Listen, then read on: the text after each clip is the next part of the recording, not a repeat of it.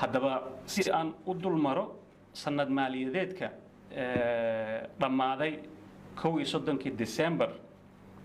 2020 xafiiska hantidhowr guud ee qaranka wuxuu sameeyay 5 baaris ugu horeeyay baarista sanadlaha ee u hoggaansanaanta sharciga midka labaad ayaa ahaa baarista sanadlaha ee warbixinta maaliyadeed ee dowladda federaalka Soomaaliya waxaan sidoo kale sameynay 2 baaris khaas ah oo ku kala xiriiray caabuqa COVID-19 sidii ay dowladda u maamushay iyo mid la xiriiray maamulka kalluumaysiga oo run ahaanta kamid ah ilaha ugu waaweyn khayraadka dalka Soomaaliya aan leenahay iyo ugu dambeyntii annagoo baaris ku sameynay mashaariicda bangiga adduunka ay sameeyaan haddii aan ku hormaro baarista sanadlaha ee u hoggaansanaanta sharciga waxaa baaris lagu sameeyay 25 hay-adood oo ka mid ah hay-adaha dowladda federaalka Soomaaliya iyo 3 safaaradood safaaradaas oo kala ahaa safaaradda Uganda safaaradda Turkey iyo midda South Africa waxyaabihii aan ku ogaanay baarista u hoggaansanaanta sharciga iyadoo kooban waxa ugu waaweynaa khaldaadka iyadoo heshiisyo la galay oo ay dowladdu gashay aan laga soo diiwaan gelin xafiiska hantidhowr guud ee qaranka sida uu sharciga maamulka maaliyadda iyo sharciga iibka qaranka uu qabo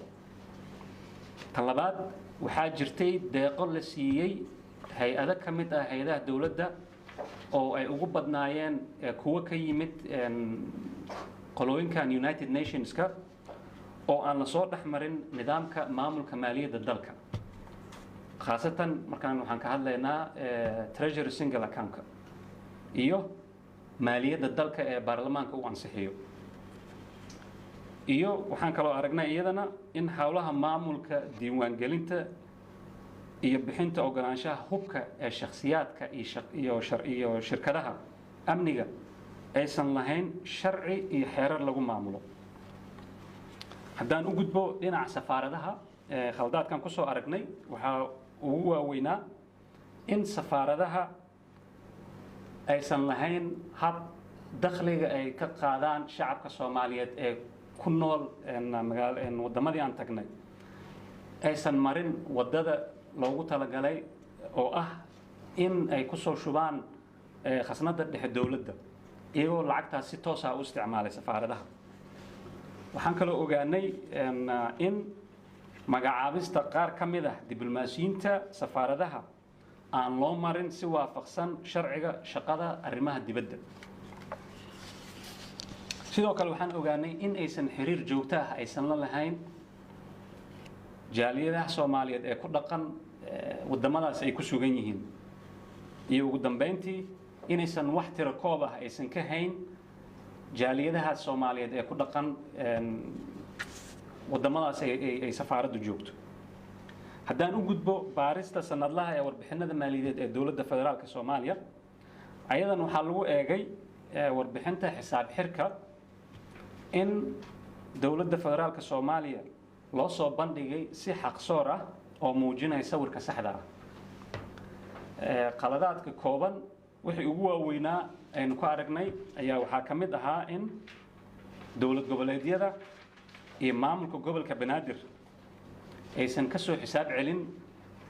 lacag gaaraysa ilaa iyo 78 milyan oo dollar sidoo kale waxaan ogaanay in nidaamka loo isticmaalo ciidanka qalabka sida oo run ahaantii saameyn ku leh diyaarinta mushaaraadka ciidamada uusan ku xirnayn nidaamka maareynta macluumaadka maaliyadda dowladda ama waxa loo yaqaan Somali Financial Management Information Systems dhanka warbixinada gaarka ah haddaan ku hormaro midka caabuqa COVID-19 sidaad ogtihiin dalkeenu wuxuu ka mid ahaa dalalkii uu saameynta ku yeeshay caabuqii COVID-19 marka si aan u hubinno hanaanka ay dowladdu u qorshaysay ama u maareysay masiibada caafimaad ee galaafatay nolol badan oo dad Soomaaliyeed sidoo kalena run ahaantii saameysay dhaqaalaheena ayaan sameynay baaritaan gaar ah aan rabnay inaan ku ogaano sidii ay dowladdu u maamushay sanadkii 2020 wixii maalihii ay ka gaabiyeen aan talooyin ka bixinay marka qaladaadkii aynu meesha ku soo aragnay iyagoo kooban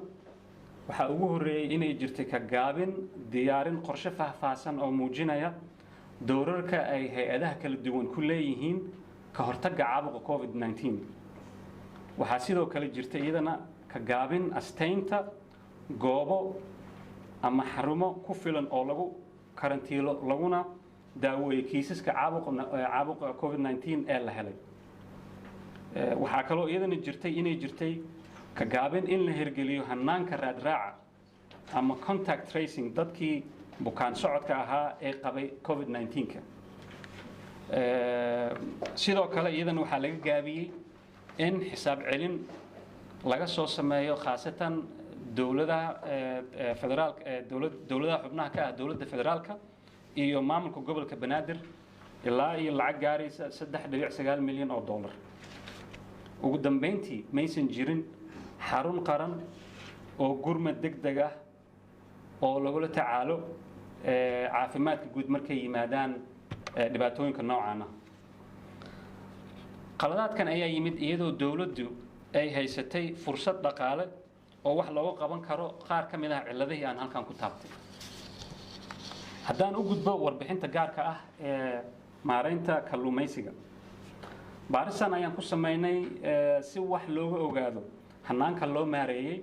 kalluumaysiga oo run ahaantii ah ilaha ugu waaweyn ee khayraadka waddankan Soomaaliya uu leeyahay qaladaadkii oo kooban waxay ugu horreeyay aan meesha ka soo helnay ayaa ah in dakhli ama khidmad u dhiganta ugu yaraan ilaa iyo 56 milyan oo dollarka Mareykanka ah oo ku waajibay maraakiibta long linerska loo yaqaano aanan laga aruurin ama aan laga qaadin tan labaad waxaan soo ogaanay aan ku ogaanay baarista in qaybsiga khayraadka kalluumaysiga dalka uusan lahayn hannaan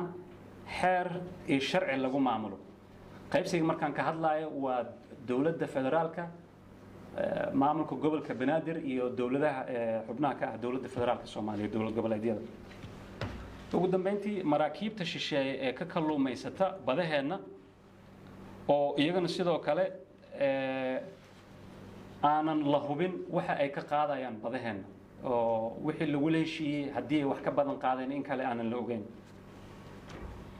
marka laga soo tago inay jireen caqabadaha caabuqa COVID-19 haddana waxaan sanadkii saddexaad si joogto ah ummadda Soomaaliyeed ugu soo bandhignay natiijada baaritaanadii kala duwaneed ee aynu sameynay sanadkan tani waxay bilow wanaagsan u tahay dawlad wanaaga iyo horumarka aynu higsanayno si aynu u horumarino isla xisaabtanka si waafaqsan shuruucda dalka